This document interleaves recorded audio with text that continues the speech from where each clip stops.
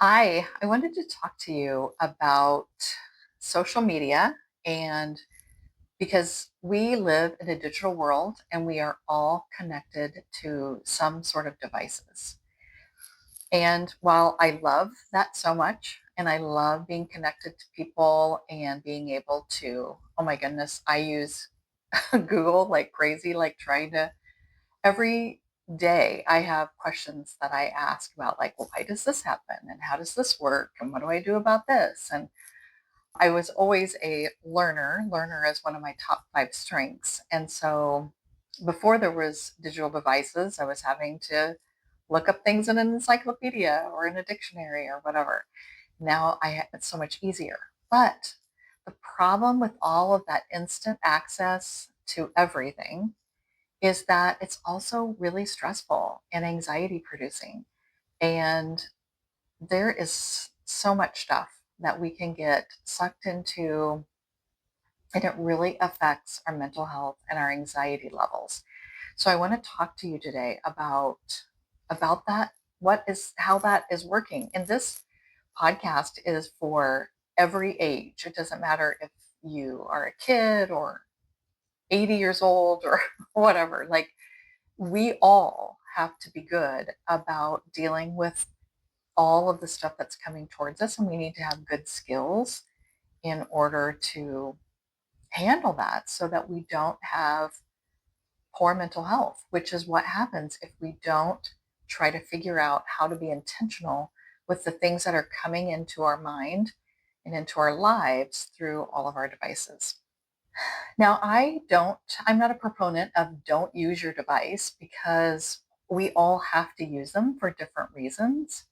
But I do think that you need to have healthy boundaries about your device, like how much you're actually on it at all, like having device free times or social media times in your day where you don't get on your phone and you actually just experience different things in life, but also being really intentional about what you're watching and doing and seeing. And just because it's the popular thing that everyone's looking at or talking about doesn't mean that you are somebody that should or need to be seeing some of those things. I know that I don't want to see a lot of, like, I don't mind like gore and craziness in a movie because it's fake.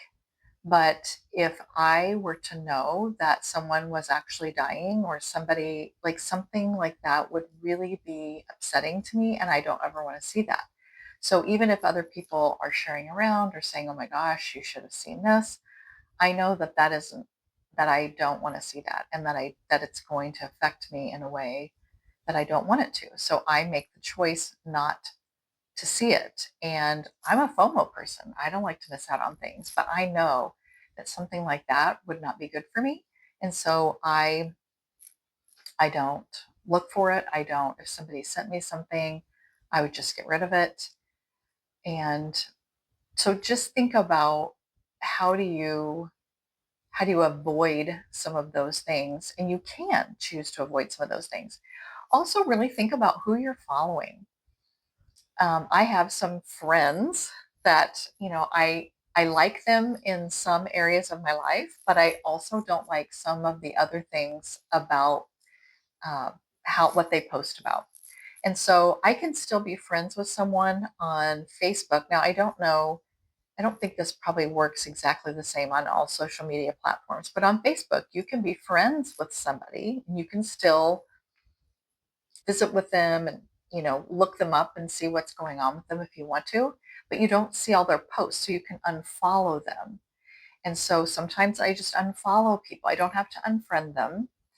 Now, if someone is abusive and hateful and terrible, I would certainly unfriend and probably block them from things, but I don't have those kinds of people that I've experienced in my life, at least that I can think of in the recent past that I had to do that with. But I would tell kids this all the time when I was a school counselor. If somebody was bullying them or just posting mean things about them, block them. You don't have to be friends with them. You don't have to have them attacking you.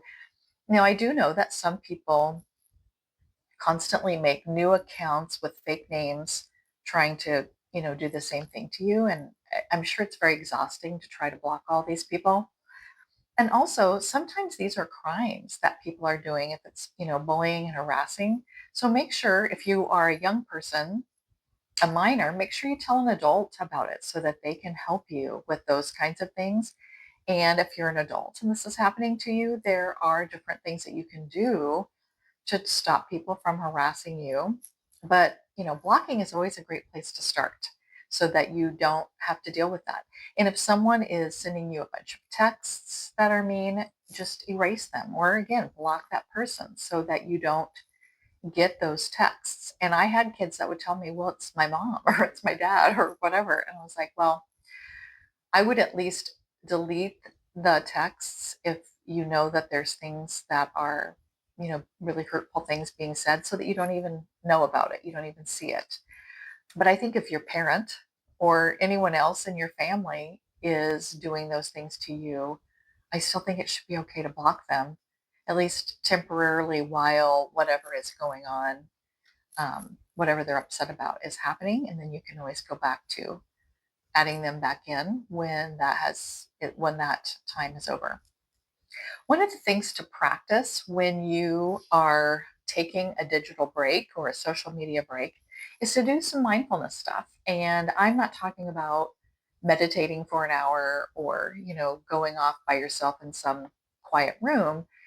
Mindfulness can just be going for a walk, getting outside. I think it's so important to get outside and experience nature and hear the sounds and smell the smells and experience the ground underneath your feet. Those things can always make you feel better and kind of bring you back to the present because a lot of times in social media with really negative or scary messages, you get caught up in either the past of what happened and then being upset about that, or getting upset about the future, like, well, what does this mean? And what happens if this happens? And what if this person does this thing? And so, if you can just get away from that and you just get grounded in the present right now and just putting your hand on your heart and saying, I am safe right now in this minute. I am calm right now in this minute, and just bring yourself away from those past events or those future events. It can help you to feel so much better. And we've talked about so much on this podcast about how to reframe your thoughts and rethinking things and think about things differently. And so, some of the things that really cause anxiety and panic in us is some of those thoughts that are thought errors. And so trying to find some of those thought errors that we're telling ourselves that are so scary and that are so angry or so sad, and trying to figure out other ways to think about it. Now, it doesn't mean that the stuff that we're hearing isn't scary or sad or things we should be angry about, because I believe that we do need to protect our families and protect our world. And sometimes anger is what is the fuel to do some of those changes that we need to do, or sadness can be a fuel to do those things. So it's fine to feel all those feelings because remember, all of our feelings are normal no matter what they are or how uncomfortable they are. But we don't want to have such a heavy amount of the uncomfortable emotions that it kind of takes away from us having positive and fun and exciting and hopeful experiences because we get so lost in all of the uncomfortableness. We want to, get to where we're comfortable. So sometimes it might help to just do like half and half thinking. I don't know if that's actually an actual word for it, but where if you do have some negative thoughts about things, which again can be very legitimate, also think about things that are positive. Think about things that are happy. And there are actually news outlets that only report nice. There's one that's actually called Nice News. I get that email because I need I need a dose of niceness. And so it'll just be, acts of kindness that they, report about, or some baby animal was born at some zoo, or, like, just, and there'll be cute pictures of it or whatever. So things, if you're going to, if you want to be informed and know about things that can be upsetting or heavy, also spend some time in the fun, in the cute, the nice area of the news, so that you can feel at least that it's balanced, that you aren't just having a steady diet of uncomfortable, sad, mean things, but you're also having a diet of good, beautiful, uplifting, light things. And anytime we're feeling stressful, anxious, panicky, it always helps to share that feeling with someone that we trust. Now, some people haven't earned the right for us to tell them these things, but you've got to have somebody in your life that you trust and know that they can hear what you're thinking and feeling and be able to help you work through that. And so share the burden of some of these things that you're feeling and experiencing, and share those burdens with other people. Like, let those same people then share how they're feeling about things, and that can help you to feel like you have some support in a world that sometimes seems super scary. One of the things that I'm understanding it more now because the algorithm and social media and all that stuff's been around for a while and we hear about it a lot. But I want you to think about social media as a mirror. So, what we see on social media is actually a reflection of us. And it's set up that way purposefully by the people who created the algorithm, because they studied brains and studied human behavior, and they realized that we want our ideas to be confirmed in the world. And so whenever we see things on social media that we're like, yeah, I that's how I think too, or I believe that too, or I like this person, we're liking their post, we're spending time watching. I mean, I don't know exactly how it all works, but your phone knows that you're spending time watching something and not just scrolling past it. And then obviously it knows when you like things or comment on things.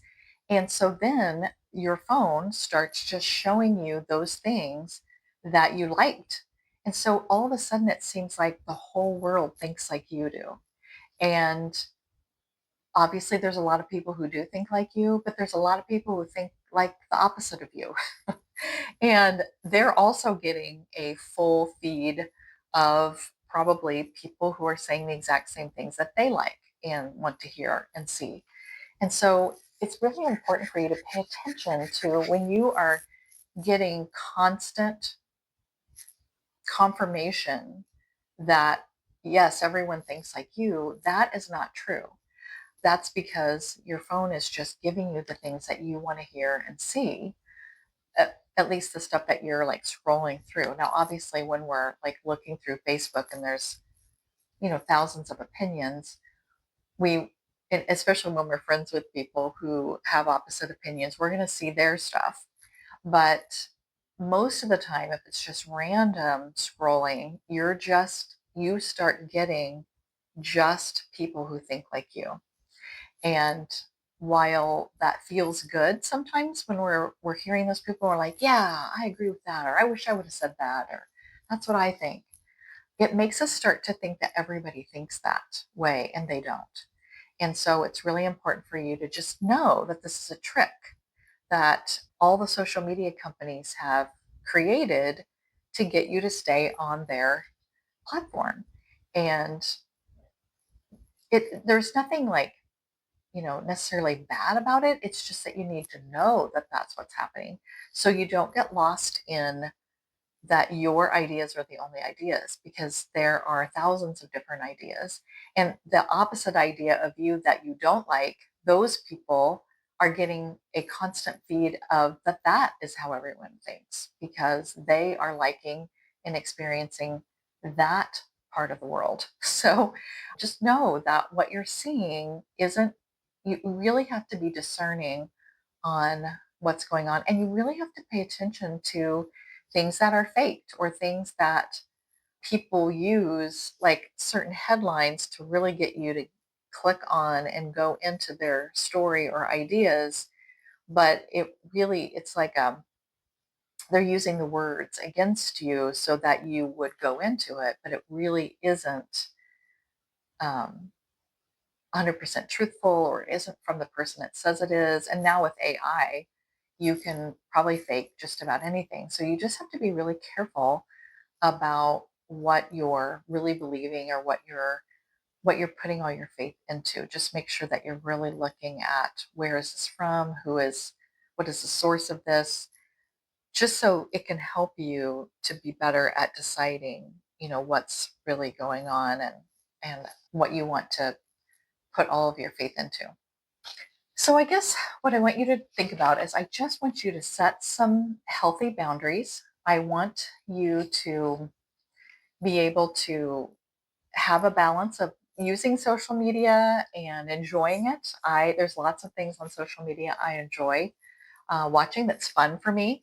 Really pay attention to how different platforms or different people you follow, how they make you feel after you watch them. If you watch some of their stuff and you feel sad or down or angry or upset, then maybe have a less, I don't want to say necessarily unfollow all those people, but some of them you may need to unfollow. Other people, maybe you just need to know, I'm not going to watch that person's things today. Like I need a break from that. And make sure that you're getting outside and you're experiencing real life, not just looking at your phone or other devices or in your video games all the time. Like get out and see other things, move your body, get active. I'm a sedentary person, I've told you so many times, but it does make you feel better to move around and experience something different besides your screen. So that is something that you should do. Make sure that you really look at your thinking and reframe some of those thoughts. If they're mostly negative or scary or hurtful, how can you change those around to where it doesn't drag you down mentally? And if you are being bullied or harassed online, you need to tell someone. And there are ways or things that you can do about that. And we need to make sure that we do that and not let people take advantage of us that way. If you are feeling overwhelmed or you really need some help right now, you can call or text 988 and they can help you with a plan or something that you can do next, what your next step should be, and get some help if you need it, because that's okay. These really heavy subjects and heavy things that are said and done on social media really do affect people's mental health, and we need to be really careful about that, and we need to be paying attention to it. And if you can't handle something that maybe someone else seems to be handling, that's okay. Everybody's different. Everyone has different personalities. I know for the most part what I can handle and what I can't handle. And I have really good boundaries in my mind of, what I let bother me and what I move away from. And I learned these over the years. So if you're younger, you may need some help with that, or you may need to really think about how will you create those boundaries to help you. So good luck navigating social media. It is difficult. I have some more ideas about that next week, but I wanted you to be thinking about this, and I'll share some more things next week on the podcast. I'll talk to you soon.